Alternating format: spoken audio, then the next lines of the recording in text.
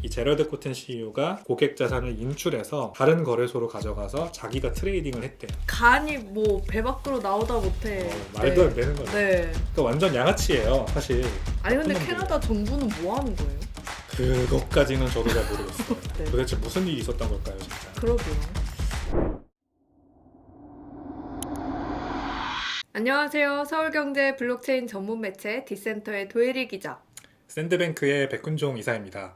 네, 이사님 안녕하세요. 네, 안녕하세요. 이번 주도 재밌는 코인 가십을 준비해 오셨다고 들었습니다.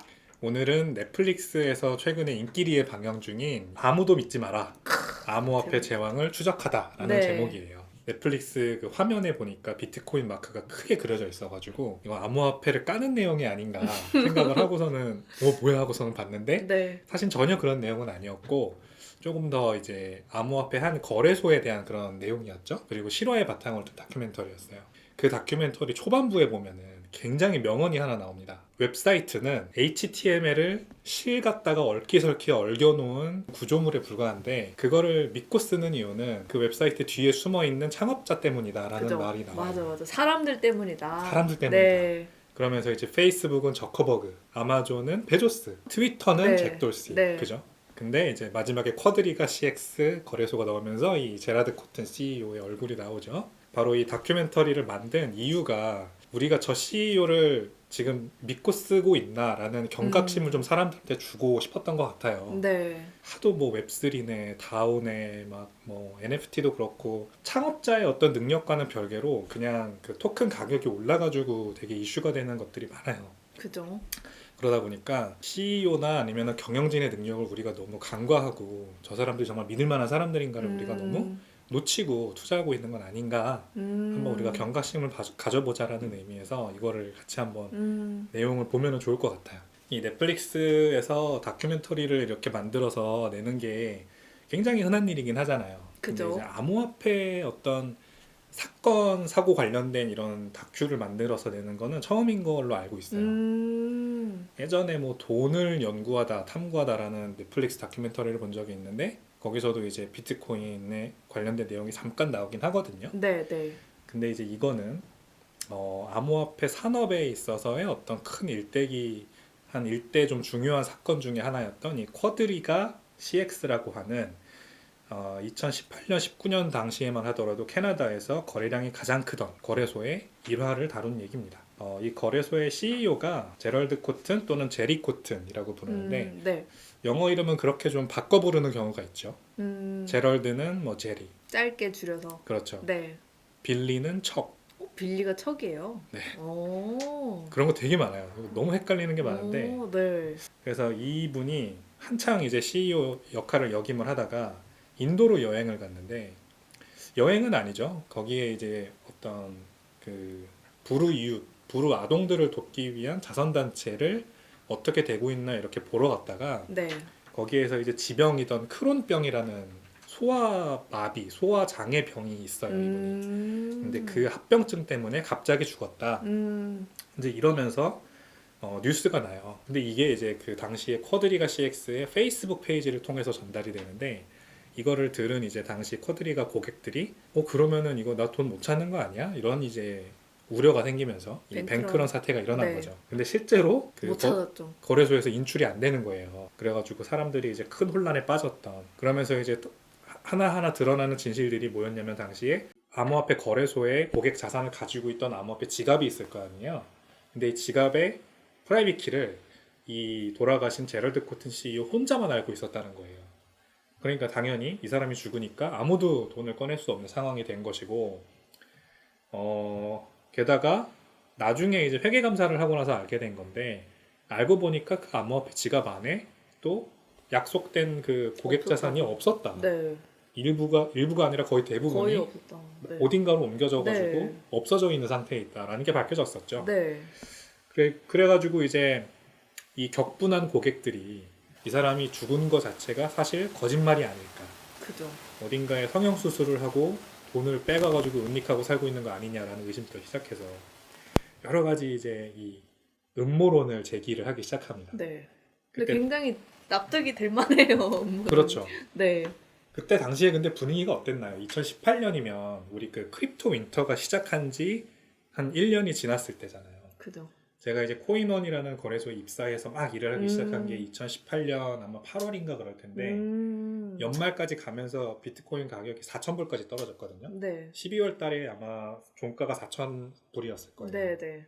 그래서 이제 그때 당시 분위기를 좀 회상해 보자면 이 코인원 거래소도 되게 사정이 안 좋긴 마찬가지였거든요. 네. 거래량이 일단 뭐 한창 좋을 때는 일거래량이 막 몇 조씩 나오던 거래소인데 이제 뭐 700억 원, 500억 원 이 수준까지 내려왔으니까 네. 많이 이제 수익성이 악화됐고 그리고 이 ICO 붐이었잖아요, 2017년이. 그쵸. 근데 ICO를 통해서 태어났던 그 많은 코인들이 이제 수익성이 악화되니까 토큰 가격이 내려가 버리니까 돈을 더 이상 받지 못하고 ICO 했을 때 받았던 비트나 이더를 다 현금화 해가지고 빠져나가는 그런 상황이었어요. 네, 네. 그러니까 당연히 그렇게 프로젝트들이 하나 둘씩 사라져 버리니까 사람들의 관심도 점점 멀어지고 있었고 이제 뭐 그때 이제 뭐 지금도 암호화폐 욕하시는 분들이 그때도 있었는데 뭐 뉴욕대 누리엘 루비니 교수 이런 분들 유명하죠. 그분은 네. 그리고 또 폴 크루그먼 당시 프린스턴대 교수 이런 사람도 유명하잖아요. 계속 이제 욕을 했죠. 비트코인은 끝났다. 네. 암호화폐는 어차피 하나의 거품 현상일 뿐이었다. 뭐 이런 분위기였어요. 근데 이제 당시에 제가 한참 코인에서 막 일을 할 때 또 기사를 제가 막 여러 개를 항상 봤으니까 그때 이제 기억나는 것 중에 하나가 캐나다의 어떤 거래소가 파산했는데 그 파산한 거래소의 CEO가 죽었다. 근데 암호화폐가 들어있는 그 지갑의 프라이빗 키를 이 CEO밖에 안 가지고 있어가지고 고객 자산을 찾지를 못했다. 뭐 이런 내용이었어요. 그거 어떠셨어요? 거래소에서 계셨으니까 그 상황이 사실 말이 안 되잖아요. 납득이 안 갔죠. 차명원 대표 혼자만 코인한 차명원 대표 혼자만 프라이빗키 갖고 있고 뭐 그 네. 말이 안 되는 상황이잖아요. 말이 안 대입을 되죠. 넷플릭스 다큐멘터리를 보면 통조우라는 사람이 나오는데 네. 이 사람의 얼굴이 굉장히 그 영화 전반에 걸쳐서 계속 등장을 하거든요. 그죠. 한 가지 모습이 계속 나와요. 잘 보세요. 어떻게 나오는지. 약간 이 모습으로. 샌프란시스코에서 이 소프트웨어 엔지니어로 8년 동안 일했던 사람이래요. 그런데 아무래도 연봉이 굉장히 높았겠죠. 그죠. 그 실리콘밸리나 뭐 이제 맨호세래. 산호세. 산호세. 네. 제가 왜 맨호세라고 하는지 아세요? 뭐 아니요? 산호세엔 남자밖에 없어요. 그래서 맨호세예요, 별명이. 산호세가 그 실리콘밸리 기업들 모여 있는 데잖아요. 네, 다 네. 남자밖에 안 살아가지고 실제로 제 아는 형님이 거기에서 오랫동안 일을 하셨는데 네. 들려준 진짜 스토리입니다. 그래요? 예, 맨호- 닉네임 is 맨호세. 아무튼 네. 이 맨호세에 살 수도 있었던 통조우 씨가 네. 암호화폐로 주변 친구들이 워낙에 돈을 많이 버니까 기본적으로 주변 친구들이 막 수십억 원씩 돈을 벌고 있었대요. 그러니까 나도 좀 돈 좀 벌어야겠다라고 생각을 해가지고 대출 3개를 받았대요. 네. 그래가지고 85,000달러를 땡겨서 한 뭐 우리나라 돈으로 한 9천만 원, 많으면 1억 원 정도 되겠네요. 그 정도 돈을 모두 암호화폐에 투자했답니다. 여러 개 암호화폐 사가지고 이제 들고 있었는데 2018년 12월 달에 비트코인 가격이 4,000불까지 내려갔죠. 네. 거의 고점 대비 60%가 하락을 한 거예요. 그러니까 이 사람이 누적 손실이 70-80%가 됐답니다. 그러니까 더 이상은 이제 못 참고 이것 때문에 막 스트레스에도 빠지고 대인관계도 안 좋아지고 막 네. 이러니까 이제 그냥 팔았어요. 일단 이자 부담이 너무 커가지고 대출부터 갚자 이래가지고 뭐 소액 대출 다 갚고 그 다음에 큰 것들도 하나하나 갚았대요. 그래가지고 대출을 다 갚고 나니까 수중에 남은 돈이 40만 불. 우리나라 돈으로 한 4억 5천만 원 정도? 그래도 꽤 많이 건졌죠. 근데 이제 이 돈을 그러니까 평생 모은 돈이에요.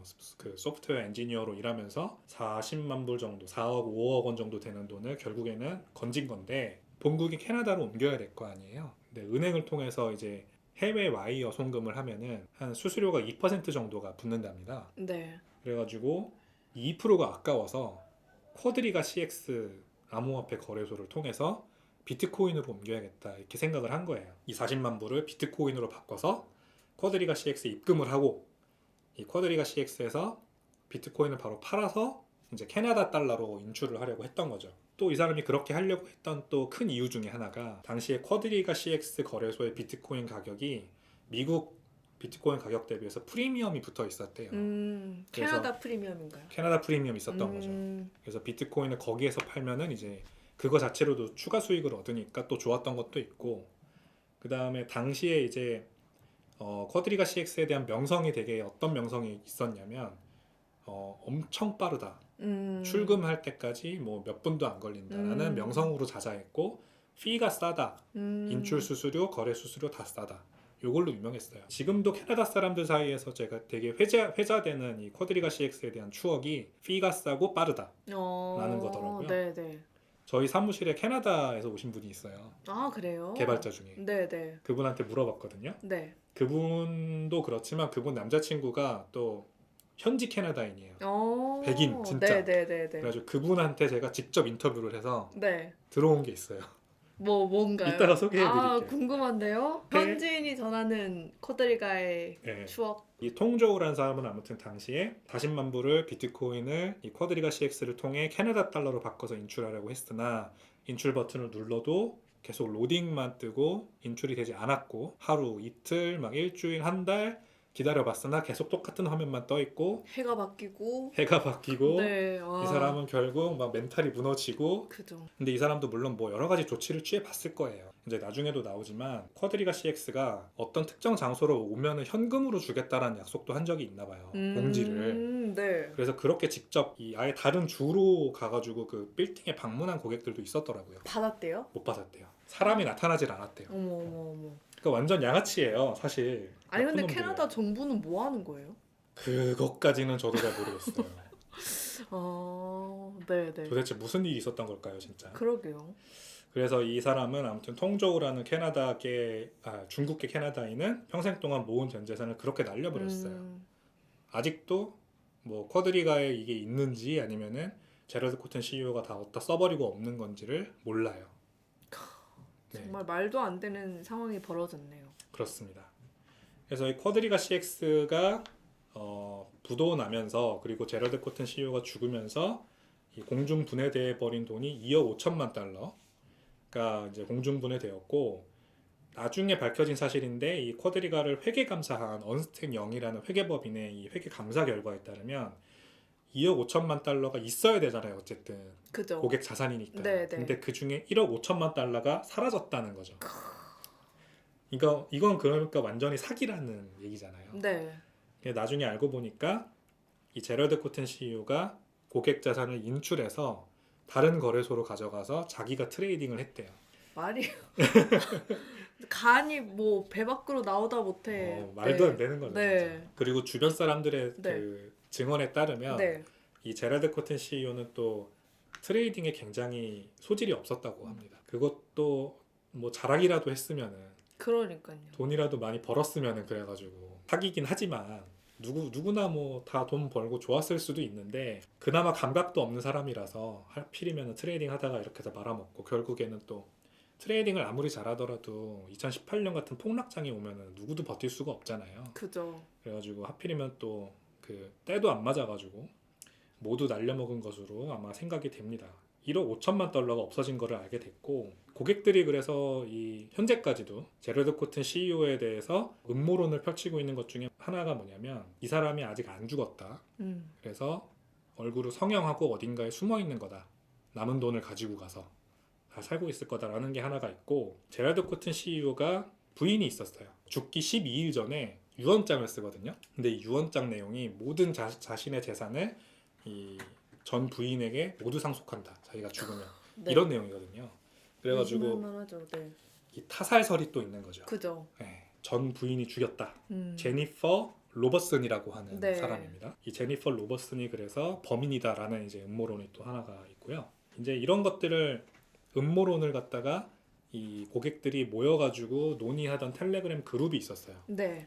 쿼드리가 언커버드라는 텔레그램 채널을 만들어서 네네. 여기에 이 쿼드리가 피해자 방 같은 거죠.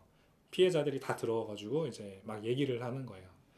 그래가지고 여기에서 이제 여러 사람들이 등장을 해서 어떻게 우리가 그럼 앞으로 진행을 해보자라는 이제 의견을 주도를 하기 시작하는데, 그 중에서도 이 닉네임 QCXINT라고 하는 사람이 네. 지금 사진에 나오는 이 이 메타마스크 메타마스크. 저 메타마스크인 줄 알았어요. 그 영어 가면. 메타마스크 맞네요. 저는 그죠? 생각을 못 해봤는데 아 그래요? 들어보니까 네, 전 딱 보고 메타마스크 가면다. 네. 라는 사람이 이제 주도를 해서 진상 조사를 하자. 우리가 직접 진상 조사를 하자. 이렇게 이제 얘기가 진행이 됩니다. 일단은 이 제럴드 코튼이 그래가지고 정말 사망한 것이 맞느냐는 의혹에 대해서는 이 다큐멘터리에도 등장하는 글로브 앤 메일이라는 이 언론의 소속 기자인 네. 메이선이라는 사람이 인도를 직접 찾아가요. 인도를 직접 찾아가서 인도 자이푸르의 의사 샤르마라는 사람을 취재를 합니다. 그래가지고 이 제럴드 코튼이 실제로 사망한 게 맞다라는 의사 소견서를 받아내서 이제 그 논란은 종식을 시키죠. 네. 실제로 죽은 거는 맞구나라는 건 일단 밝혀지고요. 이 넷플릭스 다큐멘터리에서. 다음에 쿼드리가의 그 고객 자산이 들어있어야 할 암호화폐 지갑이 사실상 비어있다는 사실도 이제 나중에 드러나는데 이 공동 설립자가 있어요. 네. 쿼드리가에. 제럴드 코튼과 2013년에 쿼드리가를 공동 설립했던 마이클 패트린이라는 사람이 있습니다. 근데 이 사람의 뒷조사를 해보니까 알고 보니까 이 사람이 돈 세탁에 관여했던 조직적인 돈 세탁에 관여했던 사람임이 밝혀져요. 네. 그래서 야 이거 알고 보니까 쿼드리가 CX라는 거래소 자체가 이 범죄자가 만든 곳 아니냐라는 이제 또 의심까지 확산이 되는데 이 마이클 패트린이 이제 자기 변호를 합니다. 그래가지고 나는 그런 사람이 맞는데 우리가 2016년에 의견이 안 맞아서 헤어졌다. 그러니까 쿼드리가 CX는 상관이 없다. 내가 그런 행위를 한 것이다. 이렇게 이제 증언을 해서 일단락되는 듯이 보이는데요. 네, 네. 알고 보니까 또 제럴드 코튼 역시 셉터라는 아이디로 투자 사기를 저지르던 것들이 이제 정황들이 드러나요. 네. 그래서 사람들이 이제 의심을 하는 거에서 확신으로 넘어가는 거죠. 그죠. 야 이거 사기꾼들이었네 알고 보니까. 근데 이제 그 다큐멘터리 초반에도 보이지만 제럴드 코튼이라는 사람의 얼굴이 얼마나 순박하게 생겼어요. 그러니까요. 보셨죠? 네. 이 약간 호주박을 닮았다고 해야 되나요? 호주박이 뭔가. 그러니까 여기는 좁고 아, 여기는 넓은 얼굴상 있잖아요. 전형적인 귀염상. 네, 네, 맞아요. 아닌가? 대추상이라고 하나? 그런 거를? 그리고 막 유튜브 이렇게 본인이 찍은 거 봐도 되게 개구진 장난 많이 치고. 네, 맞아요. 네. 이 사람을 그래서 주변에서 봐왔던 사람들의 전원이 이 넷플릭스 다큐멘터리에서 자주 등장하잖아요. 네, 네. 근데 이제 초반부터 계속 나오는 말이 이제 제러드 코튼이라는 사람이 얼마나 이제 순박하고 장난치는 거 좋아하고 항상 웃고 네. 항상 웃상이었대요. 음. 그리고 그 돈이 없을 때는 그냥 시골에 사는 청년 같은 사람이었는데 돈을 벌고 나니까 이 항상 그 날아다니는 걸 좋아하고 그러니까 번지 네. 점프하고 네, 막 네. 비행기도 사고 네. 보트도 사고 이제 뭔가 은퇴한 삶을 벌써 즐기는 것 같은 그런 약간 유유자적한 삶을 즐기는 사람이었대요. 그래서 이곳저곳 여행 다니면서 워크 프롬 홈을 시전하는 그런 CEO였고 네. 제가 아까 소개해드린 저희 사무실에 있는 캐나다에서 온 직원분 드디어 나오나요? 네. 그분의 남자친구분께서 저한테 이제 카톡을 통해서 증언해준 바에 따르면요. 네. 이분이 옛날에 인도에 있는 거래소인 코인 DCX 인도 네. 암호화폐 거래소인 네. 코인 DCX라는 거래소의 네. 대표 수밋 굽타라는 사람을 만난 적이 있대요. 직접 그 친구 지금 증언해 주신 분이 지금 네, 증언해 주신 그 친구분이 수밋 굽타를 만난 적이 수밋 있다. 굽타님을 만난 적이 네, 있대요. 네, 네. 근데 수밋 굽타님이 이제 얘기를 해준 게 네. 왜냐면 캐나다 사람이니까 네. 캐나다 사람이니까 너 캐나다 거래소 뭐 거기 알아? 뭐 이렇게 얘기가 나왔나 보죠. 네, 네, 네. 그래서 이제 당연히 알지. 난 거기 너무 잘 쓰고 있었고 옛날에는 네. 이런 얘기를 이제 네. 했는데 내가 옛날에 그 제럴드 코튼이랑 마이클 패트린을 만난 적이 있다. 쿼드리가 CX를 창업하기 전에. 네. 근데 내가 만나서 너네 둘을 어떻게 만난 사이니 물어봤는데 둘이 막 깨르르 웃더래요. 네. 그러면서 뭐라고 말을 하냐면 제럴드 코튼과 마이클 패트린이 어떤 온라인 포럼에서 만났는데 네. 온라인에서 그러니까 이제 우연히 만난 거죠. 근데 그 포럼에서 만나서 둘이 어떻게 했냐면 서로한테 사기를 치려고 그랬대요. 스캠 사기를 치려고 그랬대요. 사기꾼들끼리 서로한테. 서로 서로 네. 사기꾼들이니까. 네. 그래서 이제 뭐 로맨스 스캠 이런 거 있잖아요. 왜. 네. 뭐 둘이 설마 뭐 그랬냐는 모르겠는데 서로 막 네. 그랬는데 알고 보니까 알고 보니까 둘이 서로한테 사기 치려고 했던 거를 서로한테 네. 들킨 거예요. 그래가지고 네. 아 우리 서로한테 사기치려고 했었네. 네. 그러면 우리 그냥 같이 일할래? 이렇게 된 거래요. 와, 영화 같은데요, 진짜? 예. 그 이거는 어디 언론에도 나와 있지 않아요. 그냥 이건 진짜 들은 거예요. 뭐 사실 검증하긴 힘들지만 그렇죠. 흥미로운 이야기네요. 네. 그래서 같이 그냥 일해보자. 다른 사람을 그래서 등쳐먹자. 이렇게 해가지고 만들어진 게 쿼드리가 CX라는 거예요. 꿈끼리 알아봤네요. 네, 그 법인명은 정확히 쿼드리가 핀테크 솔루션이에요. 어. 거기에서 만든 거래소 이름이 쿼드리가 CX고. 어. 근데 이제 나중에 다 드러나지만 결국에는 이게 폰지 스킴이었단 말이에요. 그죠. 거래소가 운영된 네네. 방식이. 네네. 뒤에 들어온 고객의 돈을 받아서 앞에 출금 요청하는 출금권을 처리해주는. 그러니까 당연히 이제 고객 돈이 없을 수밖에 없죠. 그러니까 이 폰지 스킴이라는 거를 우리는 몰랐지만 사실상 그때 이 수밋 구타라는 인도 코인 DCX 거래소의 창업자는 알고 미리 있었군요. 알아보고 그날 이 사람이 집에 돌아가서 와이프한테 그랬대요. 저 두 사람 좀 위험하다. 난 다시는 저 사람들 안 만날래. 이랬다는 거예요. 그러니까 딱 봐도 뭔가 쉐이디하다라고 느꼈다고 하더라고요. 네. 예, 이거는 이제 그래서 코인 DCX는 아직도 있네요, 거래소가. 있죠. 그래서 네. 이 두 사람이 2016년에 헤어진 계기도 뭐 여러 가지 소문이 있긴 합니다만 둘이 아무튼 의견이 안 맞아가지고 헤어졌다고 하거든요. 네. 근데 이제 제가 이제 유추하기로는 제럴드 코트는 조금 더 이제 정식 거래소로서 우리가 좀 사업을 발전시켜 보자. 좀 제대로 해보자. 이제 사기 네. 그만치고라는 네. 쪽으로 의견을 내세웠던 것 같고 이 마이크 패트리는 계속 돈을 버는 데만 혈안이 돼 있어서 조금 더 사기 행각을 더 크게 부풀리자고 이제 했던 것 같아요. 그래서 이제 헤어지게 됐는데 네. 결론적으로는 제럴드 코튼도 이제 사기 친 거죠. 뭐 벌은 뭐 못 준다고 결국에는 자기 버릇에서 벗어나지 못했던 것 같아요. 그렇게 이제 결국에는 2019년 파산까지 이어졌고 이 제니퍼 로버스트슨이라고 하는 이 당시 제럴드 코튼의 부인 네. 이분이 과연 사기에 관여되었냐 이 사람이 타살을 한 거냐 아니면은 제럴드 코튼과 짜고 이렇게 둘이 공동으로 사기 행각을 펼친 거냐라는 것도 아직 뭐 밝혀진 바가 없어요. 근데 이제 넷플릭스 다큐멘터리에는 이분의 친언니가 등장해가지고 굉장히 적극적으로 변호를 하더라고요. 네.